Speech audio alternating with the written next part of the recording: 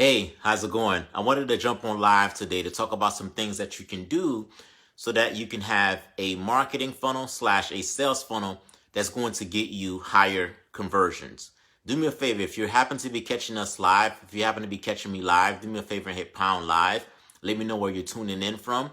And if you happen to be catching me via the replay, do me a favor and hit pound replay and let me know where you're tuning in from. So essentially, you probably know that a sales funnel slash a marketing funnel has the ability to get you more leads, and it also has the ability to get you more clients. What a sales funnel slash a marketing funnel can do for your business essentially is that it can serve as an individual, right? And it can serve as a marketing tool that essentially gets you sales and gets you clients on autopilot. But the problem is that you probably don't really know, how to build one for your business. And if you do know how to build one for your business, sometimes there's a lot of questions that you may be asking yourself. Okay, which type of marketing funnel should I be using?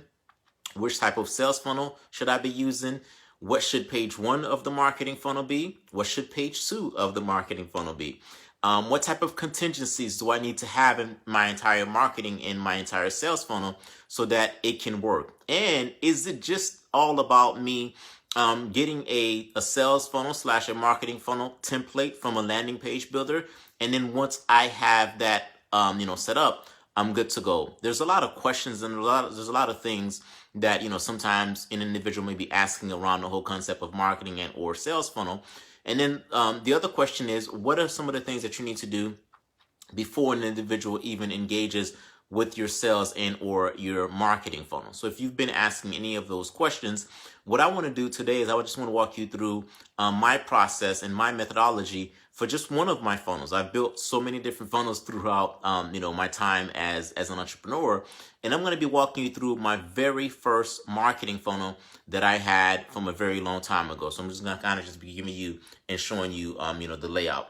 But you may need help with this type of stuff. You may know that it is definitely possible for you to get more sales. It's possible for you to get more leads, and it's just possible for you to do a lot more if you had a well-built marketing and or a well-built sales funnel. And if you happen to need help with any of that stuff, what I do is I invite you to send me a direct message. And in the direct message, just use the word marketing funnel, and I can go ahead and get you some details as to how I can help you with building a marketing slash a sales funnel for your business. So I'm going to walk you through my very first marketing slash my very first sales funnel for my dating site. So this marketing funnel was built about 7 years ago, and I'm going to walk you through some of the different components that was included in the sales funnel, because I know that if I just took a template, a marketing slash a sales funnel template, and I just put that up and I just told individuals to go to my site and to go and engage with it, that from a conversion standpoint, that I wasn't going to get a high conversion. So because I knew that, and I knew that through testing, I knew that through some of the things that I was doing, there were some things that I needed to do before someone even arrived to my funnel. This is when someone enters my funnel, my quote unquote funnel. But as you can see, I have all of these different steps before people even entered my funnel, so that from a conversion standpoint, the conversion rate could just be that much higher. So let me go ahead and walk you through funnel for my dating site that was built about 7 years ago. So that my goal was to get someone to join my dating site. So that was the goal. Oh, this one doesn't write. So my overall goal was I wanted someone to join site, right?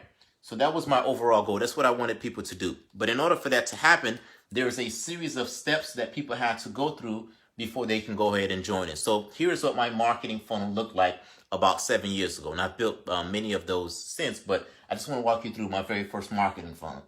So my marketing funnel started off with Google. So someone can go on Google and type in a keyword and type in a search phrase. And at that time, I was doing what we call search engine optimization. So what that means is that I researched certain keywords and certain key phrases, and I created a blog and I created content around that, so that when people go on Google, so let's just say, 7 years ago, someone went to Google and someone said that, hey, I'm looking for, dating services in the West Palm Beach area. Well, when someone typed in that keyword, what would happen is that my my website would appear on Google, and then after my website appeared on Google, someone would go ahead and click on that keyword. It would say, "Hey, are you looking for dating services in the West Palm Beach area? This is a great place for you to go. Free report reveals the best way for you to find people, for you to find dates in the West Palm Beach area." So it was something along those lines. I created a headline that said, "Hey, are you looking for a way to connect with people on the dance floor in the West Palm Beach area? Click on this link," right? So I gave them a headline to click on. When they searched for that keyword, my site came up, they clicked on it, and then after they clicked on it, they went to what we call a blog. Notice that I didn't send them to my website. I sent them to a blog. And the reason why I sent them to a blog is because I needed to be able to answer the question they had asked, right? When someone goes on Google and they type in a search engine, they type in a search, what Google wants to do is Google want to be able to serve those individuals with content, and content that's going to be able to answer those individuals' questions, right? And at that point, I knew that. And because I knew that, I created an article. I created an article that was giving individuals tips and advice as to how to go ahead and make a connection from a connection standpoint. Hey, if you wanted to connect with a male and you wanted to connect with that person prior to going out dancing with them, here are some of the things that you can do from a connection standpoint. So I created all of these different articles, how to connect with a Caribbean man, how to connect with a Caribbean woman. So I created all of these different articles because I knew that people were searching for them. So then people found one of those articles, they clicked on it, and they went to what I call a blog. So then I sent them to my blog, and that blog basically talked about whatever my article was at that time. They read the blog, right? And then after they read the blog, so this is my site. I sent them to the site. They read the blog. Notice that I didn't send them to, they read the blog. And then after they read the blog, on the side of my site, they had the ability to click on a link that says, "Hey, join. Do you want a place to connect with people? Do you want a place to connect with people? Go ahead and click on this link." And then when they clicked on this link, it took them to, I forgot this pen doesn't write. When they clicked on this link, it took them to join my dating site. Right? So as you can see from a conversion standpoint, in order to have good conversion, I answered their question, and I told them, how they can go ahead and make that happen. And then after that, then I sent them directly to my site. What some of us try to do sometimes, and what some of us try to do sometimes, is we try to send people directly we try to send people directly into our marketing funnel without educating them, without any type of pre-frame, without any type of context, without any of that stuff. So then from a conversion standpoint, our conversion rate ends up being, very low. And that's because we're not doing the necessary education. That's because we're not doing the necessary, pre-frame. So that's how I did things, back in the day. And if I had to go back to do it all over again, I would do the exact same thing because it worked pretty well. Because people don't mind consuming, information. People don't mind consuming, content for the sole purpose of learning more about you, your products, your services, how it can help them before taking the next step with you. The other thing as well is that when someone went to Google, they searched for my site they searched for a keyword that was related to my dating site. And if I just sent them directly to my site and said, "Hey, you know what? Go to this site," and let's just say someone searched a key phrase, and the key phrase that they searched was they wanted to know how to connect with a Caribbean man. And when they clicked on when they did that search, my site came up. They clicked on my site, and I sent them directly to my dating site to go ahead and just register for my dating site. Well, at that time, I'm not necessarily serving them with content, and because I'm not serving them with content, from a search result standpoint, I wouldn't even show up in the search engines because that wasn't, again, this was about 7 years ago. That wasn't something that was favorable from a Google standpoint. Google wanted you, again, this is not something that I do today, but my guess is probably works the same thing. Google wanted to serve people with content. And the best way to serve people with content is to send them to content, right? So I was just being in line with whatever the search engines wanted at that time. And not only is that something that the search engines wanted at that time, that's just something that works very well from a human psychology standpoint, from a sales funnel standpoint, from a sales process standpoint. So in doing so, that worked in my favor. So as you can see, I warmed the individuals up with content, and then after I warmed them up with content, I say, hey, you know what? Here's a platform that you can go to and connect with Caribbean Man. I educated them on how to connect with the Caribbean Man, and then I say, hey, at the end of the article, here's a platform you can go to connect with Caribbean Man. So that's how I did it for my dating site. So that's the things that I did for my dating site. So let's talk about a different marketing funnel, and let me walk you through a different marketing funnel layout. A marketing funnel layout that I do on Facebook is something like this. So on Facebook, I'm going to put Facebook here.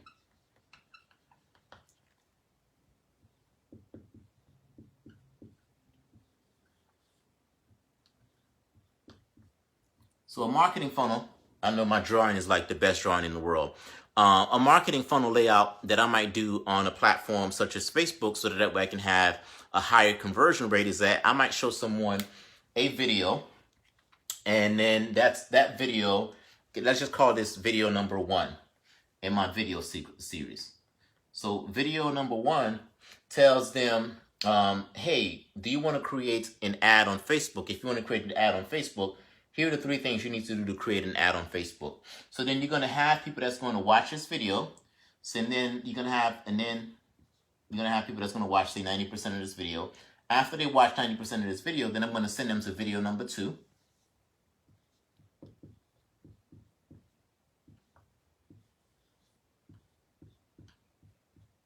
Right? And then you're going to have people that's going to watch 90% of this video. Again, as you notice, I'm not necessarily having any call to action. I'm just educating people in this case.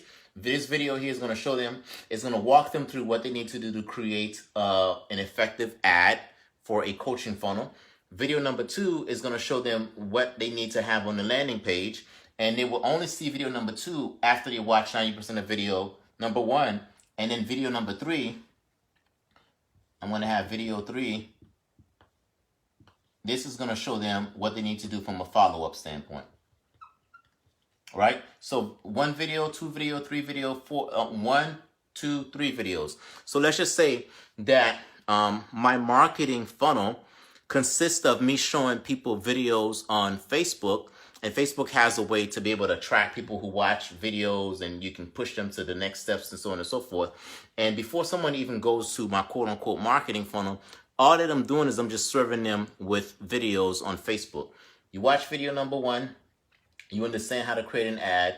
You watch video number 2, you understand what to see on the landing page. You watch video number 3, you understand how to do follow-up. And only after you watch video number 3 did I give you a call to action.